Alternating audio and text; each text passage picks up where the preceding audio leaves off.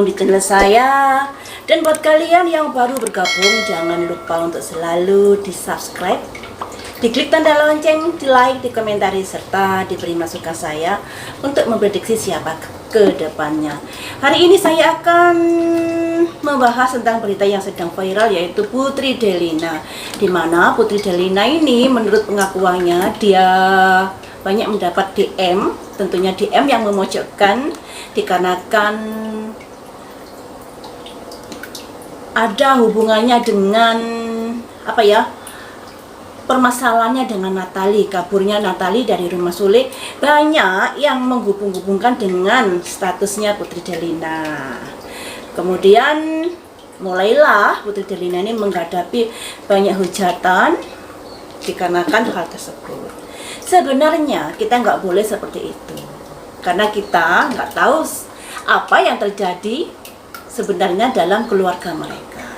Tapi di sini saya berusaha untuk mengulik, tapi mengulik ini nggak bisa begitu dalam, karena saya hanya mengulik dari raut wajahnya. Dari raut wajah seseorang kita akan mengetahui sifat dan karakter. Kalau saya lihat permasalahan dari Putri Delina dengan Natali ini ada hubungannya dengan perbedaan karakter mereka. Sebenarnya Putri Delina ini orangnya nggak jahat. Malah orangnya ini pembawaannya itu sangat halus, peka sekali perasaannya. Orangnya tertutup, tidak bisa mengungkapkan apa yang ada di dalam hatinya secara gamblang, secara terbuka dengan kata-kata. Dia lebih condong mengungkapkan perasaannya dengan menulis melalui statusnya itu tadi. Karena itu sudah merupakan ibaratnya kejadian-kejadian yang selama ini dipendam, dan pada akhirnya dia tidak mampu untuk memendamnya, akhirnya dikeluarkan. Jadi untuk bisa mengeluarkan status-status itu, Putri Delina ini sudah memendam beberapa lama perasaan-perasaannya itu. Jadi nggak begitu ada masalah ngomong, begitu ada masalah nulis, begitu ada masalah nulis, enggak. Tapi permasalahan ini sudah dipendam beberapa lama.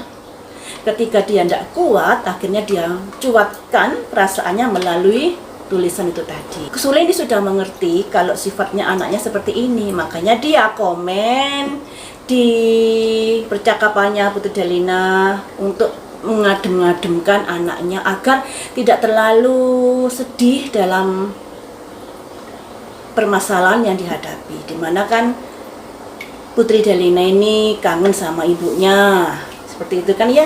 Kemudian Sule menimpali.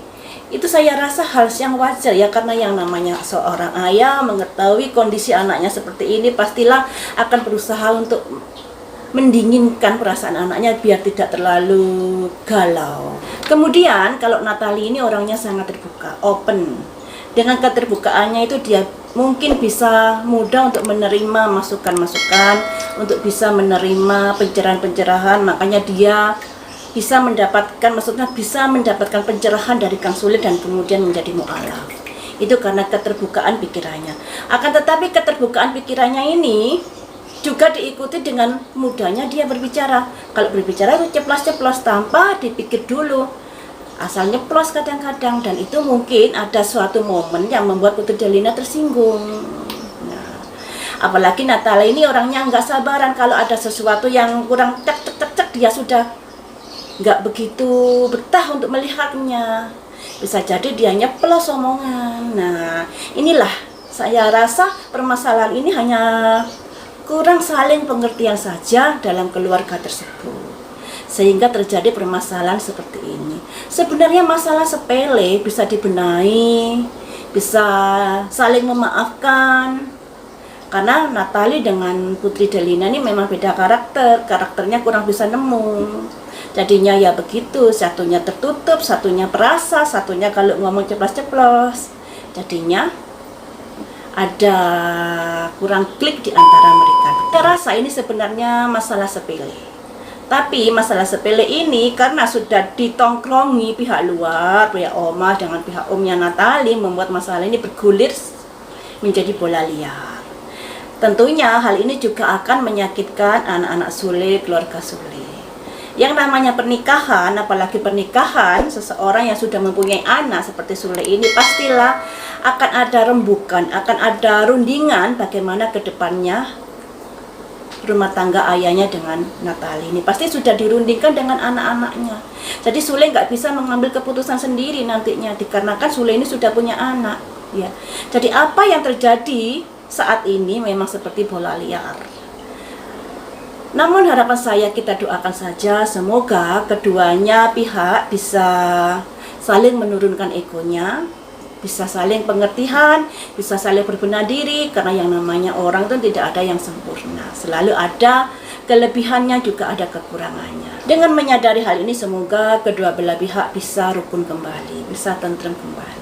Sebenarnya masalah apa sih? Kita kulik lebih jauh. Kalau tadi kan saya sudah membaca dari garis-garis wajahnya, kalau ternyata Putri Delina ini orangnya nggak jahat, orangnya sabar banget. Terus dia nggak bisa lugas untuk mengemukakan unek-uneknya, cenderung dipendamnya sendiri. Sedangkan Natalie orangnya kalau ngomong cepat-cepat dan kurang bisa sabar kalau melihat seseorang yang nggak cekatan. Nah, ini kadang-kadang menjadi pisau bermata dua dalam rumah tangga mereka. Ada gesekan-gesekan karena beda sifat.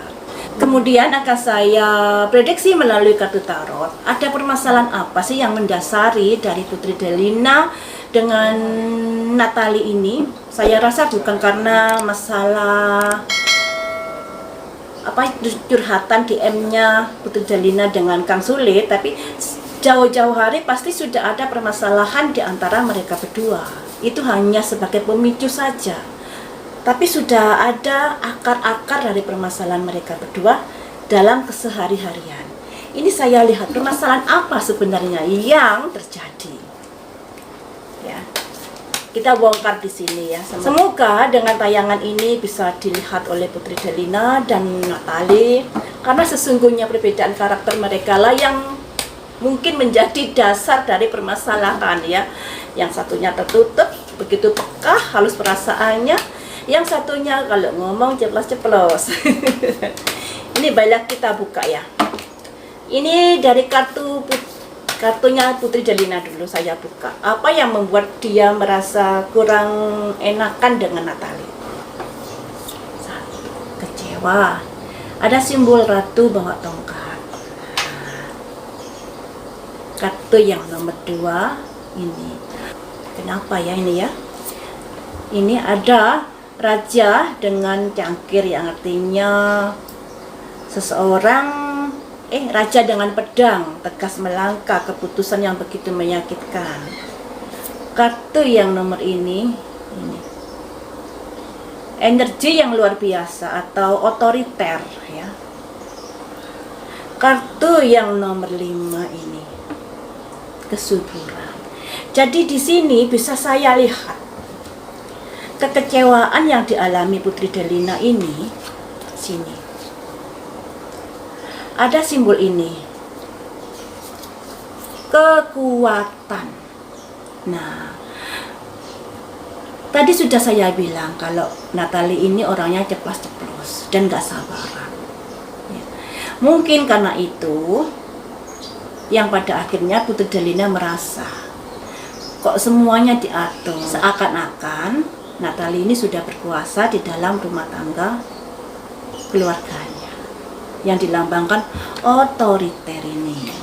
Nggak boleh begitu, nggak boleh begini, seperti itu. Sedangkan yang namanya anak muda kadang-kadang salah tanggap kalau diingatkan. Ini juga ada simbol wanita dengan tongkat, yang artinya sifat keibuan, tapi sifatnya itu sangat tegas. Memang Natalie ini orangnya sangat tegas. Harus begini, begitu. Juga nggak sabaran. Jadi kalau ada sesuatu masalah harus segera diselesaikan. Ini ternyata juga jadi pemicu permasalahan tersebut. Nah, karena memang beda sifat ya, jadi agak sulit kalau Putri Delina ini orangnya halus pembawaannya. Kalau Natalie orangnya bisa dikatakan koboyan. Jadi beda sifat yang sulit untuk menyatu, seperti air dengan minyak ya. Kemudian di sini juga adanya pihak ketiga yang nimbrung, sehingga ada kekecewaan pada diri Putri Delina yang dilambangkan raja bawa pedang ini. Akhirnya mengambil sebuah keputusan. Maksudnya mengambil sebuah keputusan untuk menyuarakan unek-uneknya yang pada akhirnya menjadi pemicu adanya permasalahan tersebut. Kemudian di sini ada simbol kesuburan, simbol di mana sebenarnya permasalahan ini masih bisa diselesaikan. Karena permasalahan ini sebenarnya hanya kurang pengertian saja, dikarenakan di sini ini ya, perasaan Putri Delina merasa kalau Natalie ini lebih otoriter. Kemudian semuanya diatur, kemudian begini dan begitu, dan itu membuatnya dia merasa nggak nyaman dan ada kekecewaan. Yang namanya seseorang sifatnya perasa, tentu apa-apa akan dirasa. Lain dengan orang yang cuek ya, masa bodoh lah semacam itu. Tapi Putri Delina orang ini perasaannya halus, sehingga apa yang dikatakan Natalie itu masuk di dalam relung hatinya. Di sini ya, kita sebagai orang tua kadang kurang menyadari perkataan orang tua itu yang belak-belakan kadang membuat si anak ini berpikir.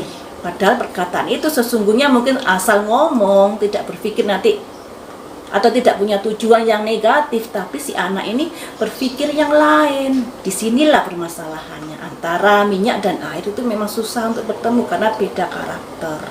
Jadi kedua belah pihak ini sebenarnya harus saling-saling menyadari perbedaan karakter ini membuat mereka susah mencari titik temu. Ini ya, ini kalau dari Putri Delina. Kalau dari Natalie bagaimana? Kekecewaan seperti apa terhadap Putri Delina? 1. Menara putus.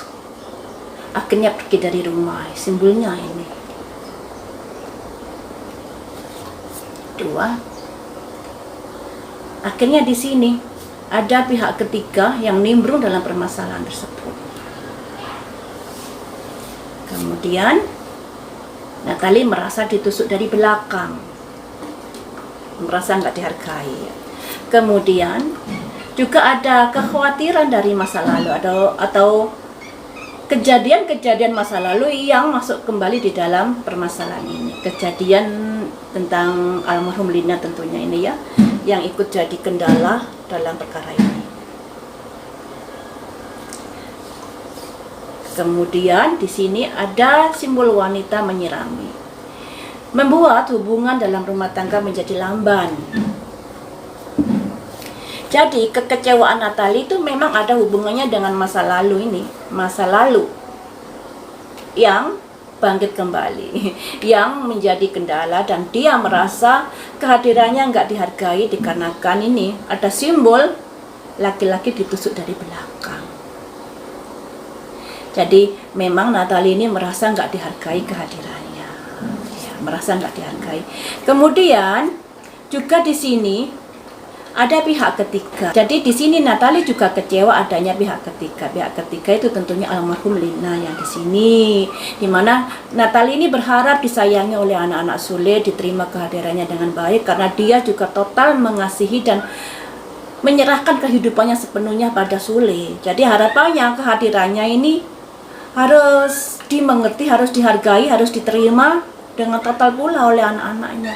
Tapi kenyataannya anak-anaknya ini ada pihak ketiga yang lebih disayangi daripada Natalie ini ya. Jadi ada kecemburuan di sini. Hal itu membuat Natalie akhirnya pergi dari rumah. Ini ya. Jadi ada kekecewaan yang membuat Natalie merasa nggak dihargai dikarenakan harapannya si anak-anak dari Kang Sule ini bisa menerima kehadirannya secara penuh. Tapi kenyataannya mungkin di depan Natalie seakan baik, tapi di belakang masih membicarakan tentang almarhum ibunya, dan itu membuat Natalie merasa nggak dihargai.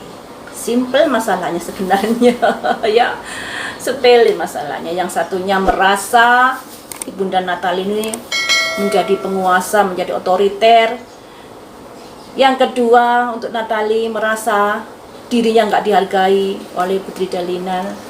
Jadinya perkaranya semacam ini. Hanya salah penanggapan karena kurangnya saling pengertian satu sama lain. Jadinya seperti ini. Kita lihat saja bagaimana kelanjutannya dari cerita ini. Kita doakan saja semoga rumah tangganya Natalie dengan Sule bisa baikan kembali karena sudah ada jabang bayi di rahimnya Natali. Semoga saja dengan adanya jabang bayi ini keluarga bisa rukun kembali. Baiklah teman-teman, sampai di sini dulu untuk prediksi Natali dengan Putri Delina, karena bedanya karakter dan sifat, juga karena miskomunikasi, juga karena rasa kurangnya saling pengertian, akhirnya menjadi seperti